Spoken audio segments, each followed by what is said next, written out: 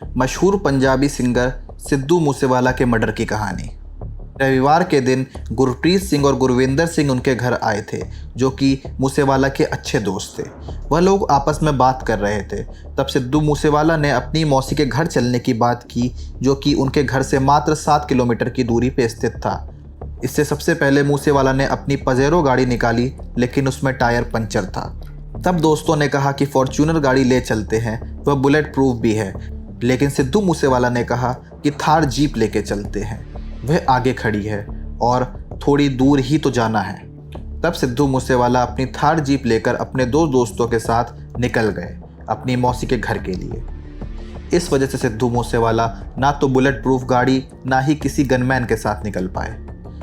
जब सिद्धू मूसेवाला जवार के गांव पहुंचा तो एक कोरोला गाड़ी, वो बुलेरो, मूसेवाले के थार का पीछा कर रही थी, जिनमें करीब 7-8 लोग बैठे थे। मूसेवालों को थोड़ा शक भी हुआ कि कोई पीछा कर रहा है। मूसेवाला के दोस्तों ने कहा कि चलो यहाँ से निकल चलते हैं, लेकिन सिद्धू मूसेवाला थार रोककर जानना चाहता था कि वह कौन है, शायद कोई फ़ैन हो। वहीं मूसेवाला ने यह भी कहा कि मेरे पास पिस्तौल है, कुछ नहीं होगा।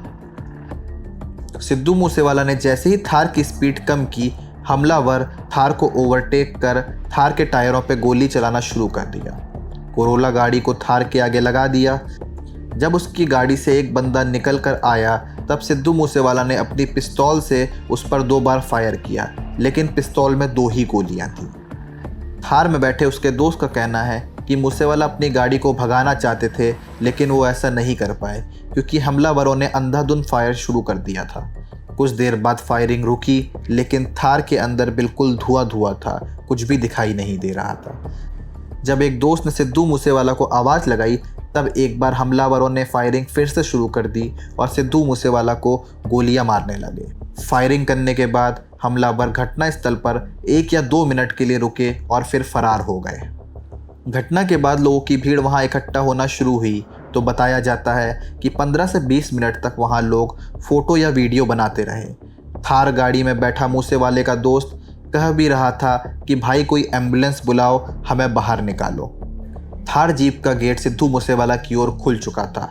वहीं लोग फ़ोटो व वीडियो बना रहे थे। इस पूरे हत्याकांड को रविवार 29 मई 2022 में शाम लगभग 5 बजे अंजाम दिया गया।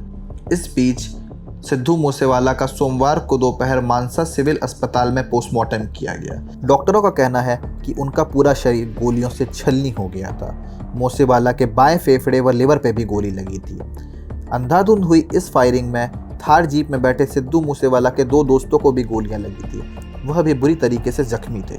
अब सवाल आता है कि मूसेवाला की सुरक्षा क्यों घटाई गई थी। 26 मई को पंजाब सीएम भगवंत मान की अगुवाई में आप सरकार ने 424 लोगों की सिक्योरिटी घटाई थी। इस सूची में सिद्धू मूसेवाला का भी नाम शामिल था।